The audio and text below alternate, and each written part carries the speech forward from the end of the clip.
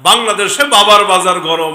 খাজা বাবা, দয়াল বাবা, কেবলা বাবা, জটা বাবা, চটা বাবা, সালা বাবা, তালা বাবা, বাবা বলে ল্যাংটাও আছে। নাউজুবিল্লাহ জোরে বলেন। এটা বাস্তবতা আছে। এদেশে ল্যাংটা বীরের দরবার শরীফ থাকে, আবার সেই দরবারে মুরিদেরও অভাব হয় না। আল্লাহ তুমি জাতিরে হেদায়েত নসিব করো, জোরে বলেন আমিন। ভাই আছে না নাই? কথাগুলি এই জন্য বলতেছি, আপনাদের হবিগঞ্জের ব্যাপার জানি না, কিন্তু বাংলাদেশের বহুত জায়গায় আছে দরবার শরীফের নামে এই সমস্ত ভণ্ড বেঈমানগুলি জাতির ঈমান লুণ্ঠন করতেছে। মাথার ভিতরে জট, গায়ে সালার শট, হাতে গাঞ্জার পট, বুকে দুর্গন্ধ উদ্ভট। মাথার ভিতরে রাখেন, মাথার ভিতরে জট থাকলে যদি বড় পীর সাহেব হওয়া যেত, তাহলে আমি বলি বাংলাদেশের বট গাছগুলো আগে পীর হয়ে যাইত।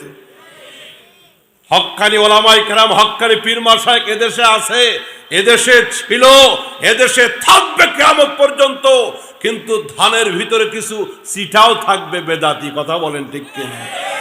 সম্মানিত ভাইরা আমার, মাথার ভিতরে জট থাকলে যদি পীর সাহেব হওয়া যেত, এদেশের বড় বড় বট গাছগুলি আগে পীর হয়ে যেত, কারণ বট গাছে জটও বেশি।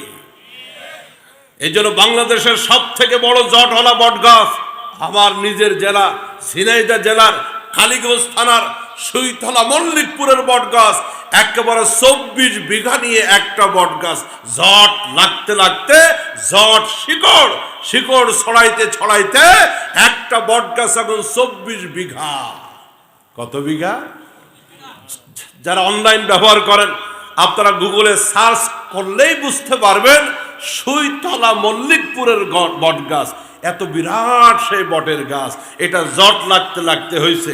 জটের ভিতরে কোনো কারামতি নাই, জটের ভিতরে আছে উখুন, জটের ভিতরে আছে ময়লা, জটের ভিতরে আছে শয়তান, এছাড়া কোনো মারেফাত, কোনো নূর সেখানে পাওয়া যাবে না। এগুলির নামের আগে টাইটেলের সংখ্যাও বেশি। প্রকৃত আল্লাহওয়ালা যারা, প্রকৃত আল্লাহ পাকের গোলাম যারা, এদের নামের আগে 32টা 64টা লকব দরকার হয় না। শায়েখে গহরপুরি এত লকবের বাহার তার নামের আগে পরে ছিল না। আল্লামা অলিপুরি দামাত বারাকাতুহুল আলিয়া, গোটা বিশ্বে পরিচিত একজন বিশ্ববরেণ্য আলেম তিনি, নামের আগে 32টা টাইটেল নাই। গোটা দেশের লোক অলিপুরি হযরত বললেই এক নামে চিনে। সুবহানাল্লাহ। আল্লাহ পাক আমাদের হুজুরের হায়াতের ভিতরে আরো বারাকাত নসিব করেন, জোরে বলেন আমিন। আর এক একটা দরবারওয়ালা যেগুলো ভণ্ড বেদাতি, প্রত্যেকটা ভণ্ড বেদাতির নামের আগে দেখলাম 32টা 64 টাইটেল লাগানো। ফানাফিল্লাহ, বাকাবিল্লাহ, হাদিয়ে জামান, সদরঘাটের কামান, হাজীগঞ্জের মিনারা, জাহান্নামের কিনারা, সাহা সুফি, উল্টা টুপি, এরপরে হাদিয়ে জামান, সদরঘাটের কামান। কত যে লকব, কত যে লকব। এগুলির নামের আগে সাহা সুফি, উল্টা টুপি আছে না নাই? আশেকে পান্দান, সিহায়ে দানদান, কুতুবে রব্বানি, মাহবুবে সোবহানি, সারাগায়ে সুলকানি, বাবা কুতকুতানি গজবতুল্লাহি আলাইহি। নাউজুবিল্লাহ জোরে বলেন।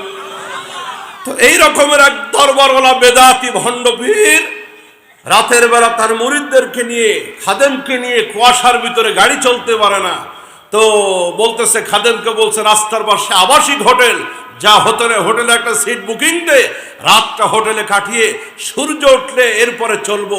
এখন তো রাস্তা কুয়াশা, কিচ্ছু দেখা যায় না। খাদেম গেছে পীর সাহেব কেবলার জন্য একটা সিট বুকিং দিতে হোটেলের ভিতরে, গিয়ে বলতেছে একটা সিট আমাদের লাগবে। ম্যানেজার খাতা খুলে বলতেছে, বলেন কে থাকবে, তারা নামটা বলেন। বলে হাদিয়ে জামান, আশেকে পান্দান, পীরে খানদান, সিহায়ে দানদান, কুতুবে রব্বানি, মাহবুবে সুবহানি।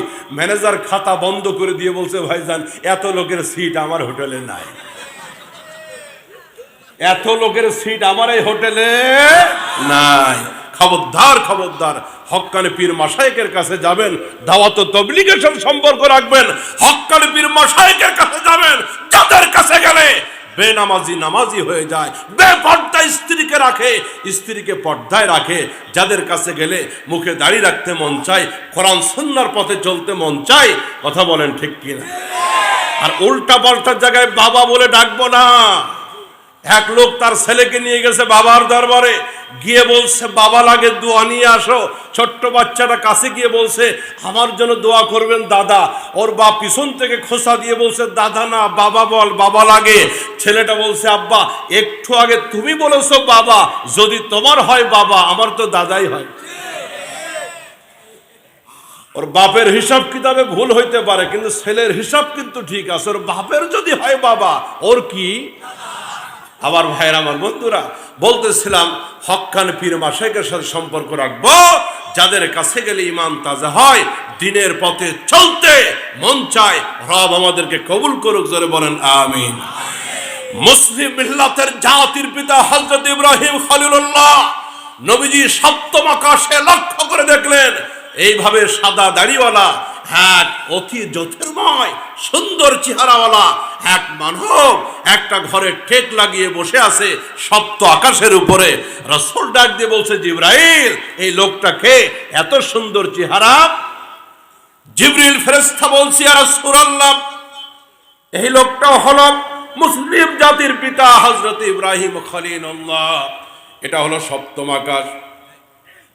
নবীজি বলছে জিবরাইল, এই সফরে তো নতুন, আমি নতুন দেশের সফরে আসলাম, তুমি আমার গাইডম্যান, পথ প্রদর্শক, আমি সবকিছু জানি না, তুমি বলে দাও না আমার বাবা ইব্রাহিম খলিলুল্লাহ যেই ঘরের উপরে ঠেক লাগিয়ে বসে আছে ঘরের নামটা কি পরিচয়। ফেরেশতা হযরত জিবরাইল বলছে ইয়া রাসূলুল্লাহ ইয়া হাবিবাল্লাহ, হযরত ইব্রাহিম যেই ঘরের সাথে ঠেক লাগিয়ে বসা এই ঘরটার নাম হলো বাইতুল মামুর, এটা সমস্ত ফেরেশতাদের কাবা। আমার ভাইরা, গোটা দুনিয়ার মানুষের কাবা কোথায়? মক্কাতে। আমাদের কাবা কোন জায়গায়? আরো জোরে বলেন। ইন্না আউওয়ালা বাইতি উদিআ লিন-নাসি লাল্লাযী বিবাক্কাতা মুবারাকাও ওয়া হুদাল লিল-আলামিন। জোরে বলেন আল্লাহু আকবার। রব্বুল আলামিন পরিচয় করে দিচ্ছেন গোটা দুনিয়ার মানুষ ভালো করে শোনো, গোটা পৃথিবীর মানুষের জন্য ইবাদতের জন্য বানানো সর্বপ্রথম ঘর হলো বাইতুল্লাহ লাল্লাযী বিবাক্কাতা, যেই ঘরটা বাক্কাতে, মক্কার আরেকটা নাম হলো বাক্কা, যেই ঘরটা মক্কা শরীফে বানানো হয়েছে, বানিয়েছেন কে? তাহলে পৃথিবীর মানুষের কাবা হলো বাইতুল্লাহ, যেই বাইতুল্লাহ শরীফ মক্কাতুল মুকাররমায় অবস্থিত, বানানো। আর ফেরেশতাদের কাবা হলো সপ্তম আকাশের উপরে। নবীজি বলেন এই বাইতুল্লাহর উপরে একদম বরাবর বাইতুল মামুর, এতটা বরাবর, এতটা বরাবর। নবীজি বলতেছেন বাইতুল মামুর থেকে একটি পাথর যদি দুনিয়াতে ছেড়ে দেওয়া হয়, ওই পাথরটা বাইতুল মামুর থেকে একেবারে মক্কার কাবা শরীফের ছাদের উপরে গিয়ে পড়বে। এতটা বরাবর, এতটা বরাবর। নবীজি লক্ষ্য করলেন ওই বাইতুল মামুরের চতুর্দিকে ছোট্ট ছোট্ট বাচ্চারা খেলাধুলা করতেছে। আল্লাহ পাকের হাবিব প্রশ্ন করতেছেন এই বাচ্চাগুলি কারা? হযরত জিবরাইল ফেরেশতা বলতেছেন ইয়া রাসূলুল্লাহ ইয়া হাবিবাল্লাহ, এই সমস্ত মাসুম বাচ্চাগুলি হলো এই পৃথিবীতে ছোট্ট ফ্লাই যে সমস্ত বাচ্চারা মারা যায় অপ্রাপ্তবয়স্ক অবস্থায়, নাবালক অবস্থায়। রব্বুল আলামিন ওই বাচ্চাগুলিকে এই জায়গায় হাজির করে দেন। ইব্রাহিম আলাইহিস সালাম তাদেরকে বড় ভালোবাসে, আদর করে, তাদের সাথে খেলাধুলা করে, তাদেরকে কোরআনে কারীম শিক্ষা দেয়। নবীজি বলেন ছোট্টবেলায় যে সমস্ত বাচ্চাগুলি মারা যায়, এই সমস্ত বাচ্চাগুলির পিতামাতা যদি ধৈর্য ধারণ করতে পারে, তারা যদি বুক না চাপড়ায়, তারা যদি কপাল না বাড়ায়, তারা যদি কাপড় চোপড় না ছেড়ে উচ্চস্বরে যদি বিলাপ না করে, তারা যদি ধৈর্য ধারণ করতে পারে, রাসূল বলেন এই বাচ্চাগুলি কিয়ামতের ময়দানে বাবা মার জন্য রবের দরবারে সুপারিশ করবে। ছোট বাচ্চা অনেকের মারা যায়, হয়তো জিজ্ঞাসা করলে এখানেও দু একজন পাওয়া যাবে যাদের ছোট্ট অবস্থায় দুগ্ধপোষ্য সন্তান মারা গেছে। বন্ধুরে, ধৈর্য ধারণ করতে হবে।